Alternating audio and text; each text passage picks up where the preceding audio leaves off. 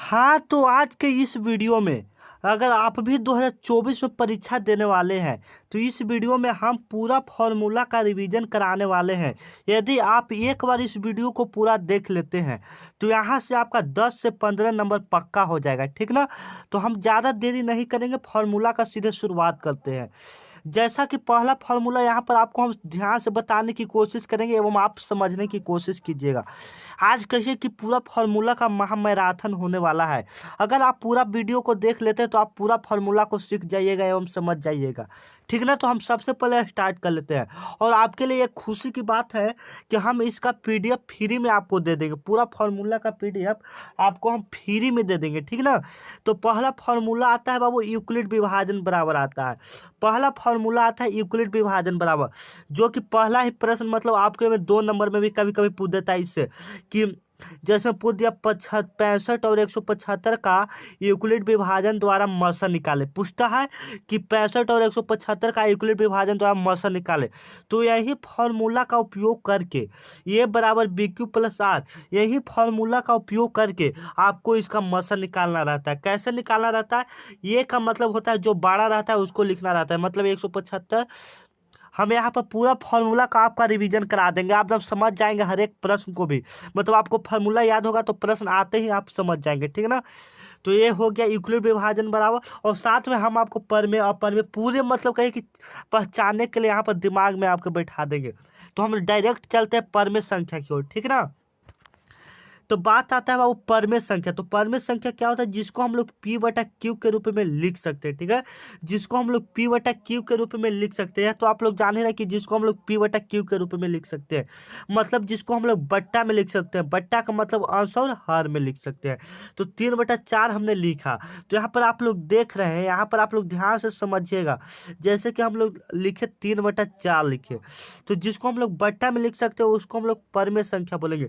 जैसे में 3 खाली है तो इसको हम परमेय संख्या नहीं बोलेंगे, बोलेंगे क्योंकि इसको हम बट्टा में 1 लिख सकते हैं, ठीक ना। तो इसको हम लोग परमेय संख्या बोलेंगे। आप लोग समझ रहे हैं? हम पूरा आशा करते हैं कि आप लोग समझ रहे हैं। और चैनल को अभी तक नए हैं तो सब्सक्राइब कर लीजिए, क्योंकि हम आपके लिए बहुत ही महत्वपूर्ण ऐसे ही टॉपिक लाते रहते हैं, ठीक ना। तो चैनल को जरूर सब्सक्राइब कर लीजिए। तो आगे चलते हैं। जैसा कि यहाँ पर हम आपको बताएं कि परमेय संख्या पहचाने का, जो बट्टा में है तो उसको हम लोग परमेय संख्या बोलता है। यहाँ पर थोड़ा सा जो रूट में रहेगा उसका वर्गमूल हो जाए तो वह परमेय संख्या। जैसे मैंने लिख दिया √25, तो इसका वर्गमूल होता है, इसका वर्गमूल कितना होता है? तो 5 होता है। तो यह बाबू कौन सी संख्या हो गया? यह परमेय संख्या। जिसका रूट में हो अगर उसका वर्गमूल हो जाए तो परमेय संख्या, और वही अपरमेय संख्या वह रूट में होना चाहिए। आप लोग समझ ही रहे, ज़्यादा तो परमेय संख्या के बारे में बताना नहीं है, ठीक है। तो चलिए, अब ये फॉर्मूला जो आप देख रहे हैं कहेंगे कि ये कहाँ पर यूज होता है, तो हम आपको बताएंगे ये कहाँ पर यूज होता है। तो जो पहली संख्या गुने दूसरी संख्या बराबर लसा गुने मसा जो लिखा है बाबू, ये कहाँ पर यूज होता है? हमारी बात को ध्यान से सुनिएगा।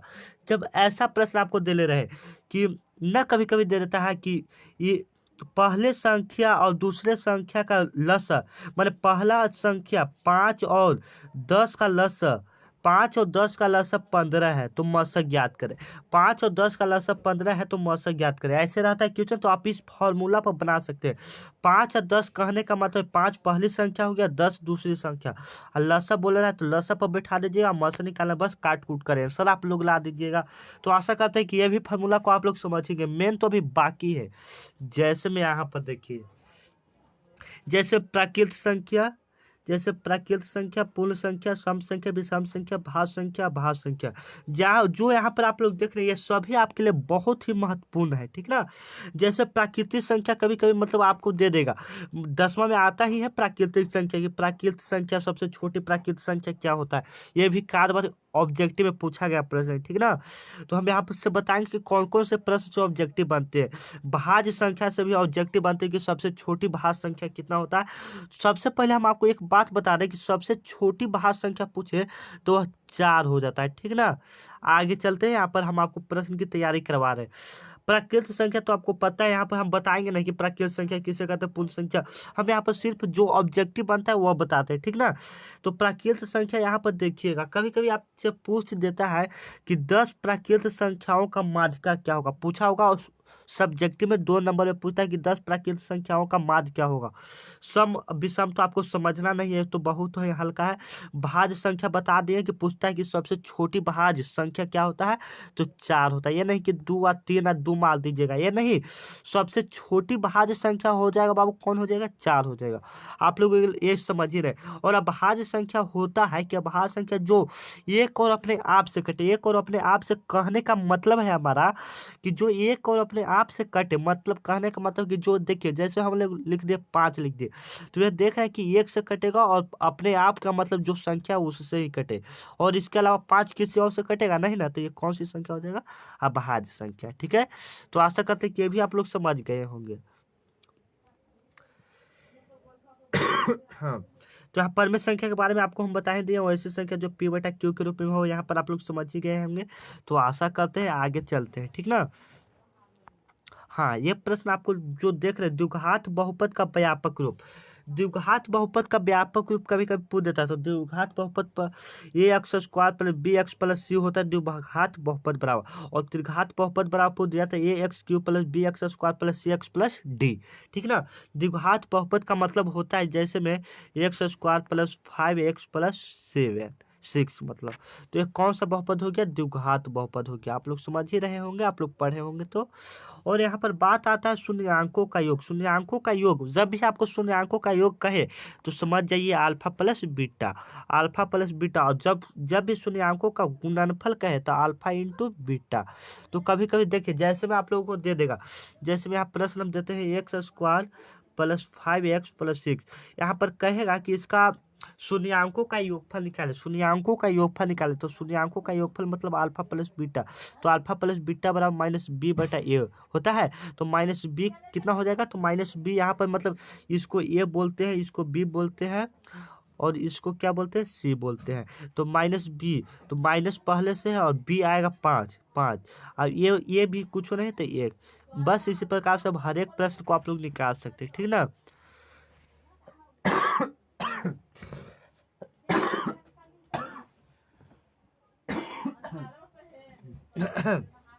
थोड़ा मैंने ज़्यादा बोलने से खोखी हो गया, तो आप लोग समझिए, आगे चलते हैं।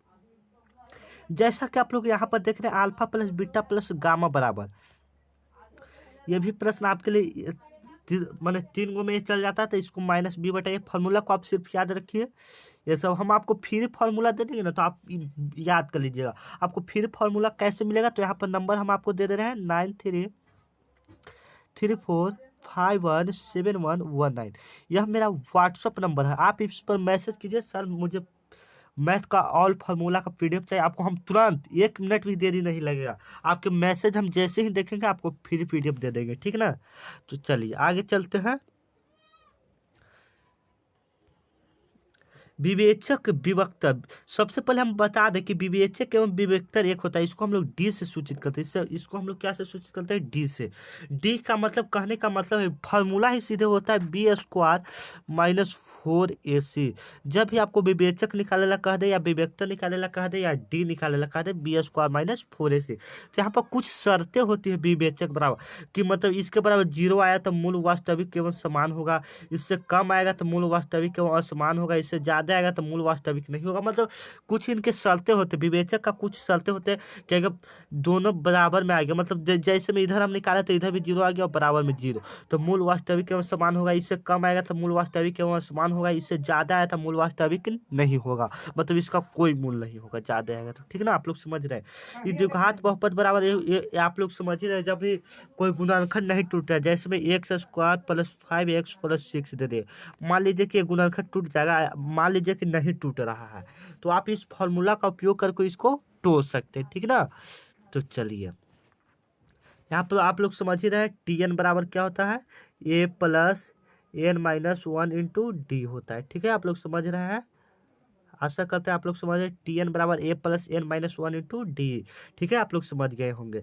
तो ये हो गया फॉर्मूला। यहाँ पर ए बराबर प्रथम पद आप लोग समझ रहे, डी सार्वधातुक होता है, एन क्या होता है पदों की संख्या होता है, और एस एन क्या होता है अंतिम पद होता है। ठीक ना, एस एन क्या होता है, एस एन योग होता है। एस एन जब भी आपको निकालने लगा है तो मतलब जैसे 2 4 डॉट डॉट डॉट तो कहेगा कि एस एन निकालो, तो एस एन का मतलब इसका योग निकालना है। अगर टी एन निकालने लगा कहेगा तो केमा पद है, आप लोग समझ रहे हैं। ठीक ना, तो चलिए ज़्यादा आपको बताएंगे नहीं, यहाँ पर सभी फॉर्मूला आपको हम फ्री पीडीएफ दे देंगे तो आप लोग समझ जाइएगा।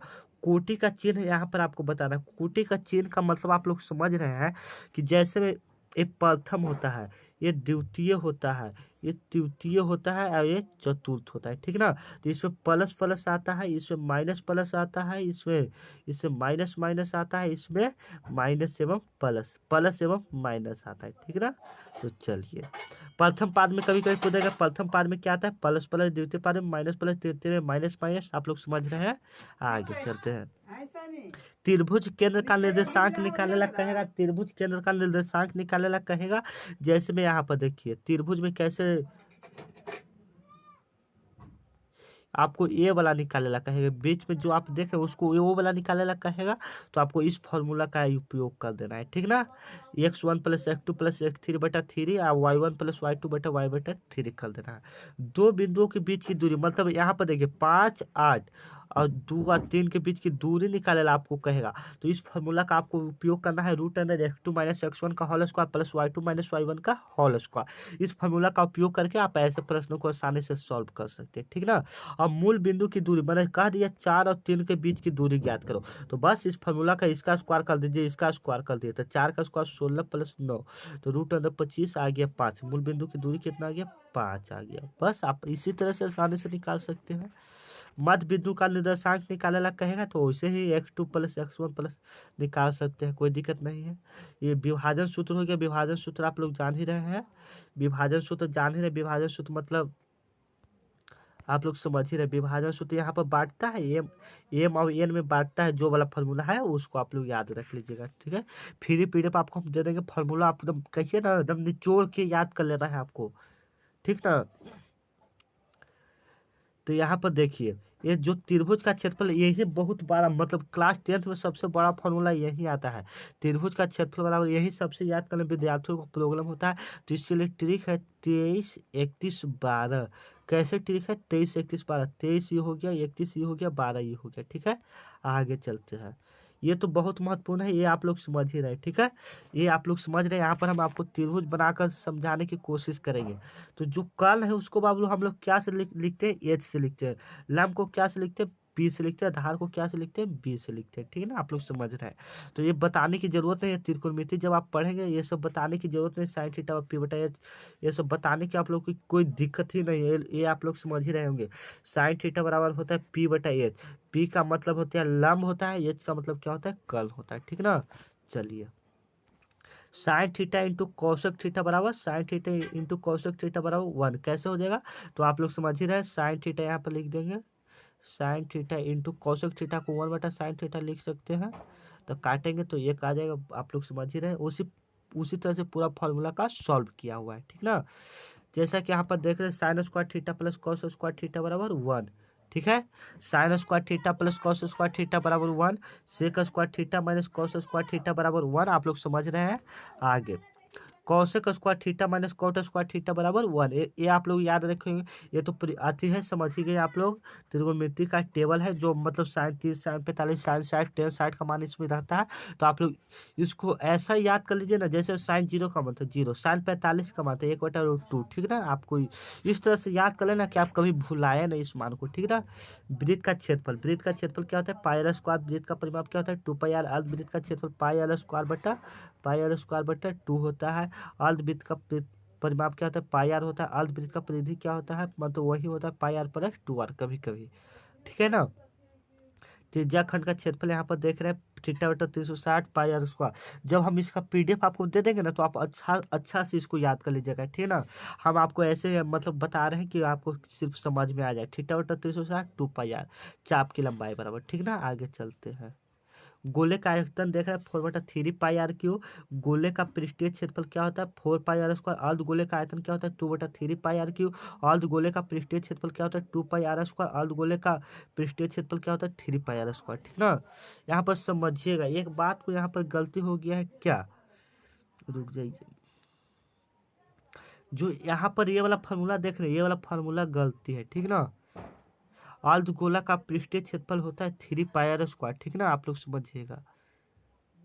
यहाँ आ गया बेलन का आयतन πr²h। बेलन का आयतन आ गया πr²h। बेलन का वक्र पृष्ठीय क्षेत्रफल 2 πr h। बेलन का कुल पृष्ठीय क्षेत्रफल 2 πr × r + h। ठीक ना। आगे चलते हैं। शंकु का आयतन 1/3 पाई r²। शंकु का वक्र पृष्ठीय क्षेत्रफल πrl। शंकु का कुल पृष्ठीय क्षेत्रफल πrl + πr²। ठीक ना। आगे चलते हैं। वर्ग का क्षेत्रफल भुजा स्क्वायर। वर्ग का परिमाप ये तो बताना की जरूरत नहीं है आप लोगों को, घन बराबर तो बताने की जरूरत नहीं है बस। तो फार्मूला को यही समाप्त करते इसका फ्री पीडीएफ आप लोग जल्द नंबर पर संपर्क कीजिए, आपको हम जल्द ही दे देंगे। ठीक ना। तो जल्दी संपर्क कीजिए, आपको हम फ्री पीडीएफ एकदम तुरंत दे देंगे। तो मिलते हैं अगले वीडियो में ऐसे धमाकेदार वीडियो के साथ। तो चैनल को जरूर सब्सक्राइब कर लीजिए। मिलेंगे अगले वीडियो में, तब तक के लिए जय हिंद दोस्तों।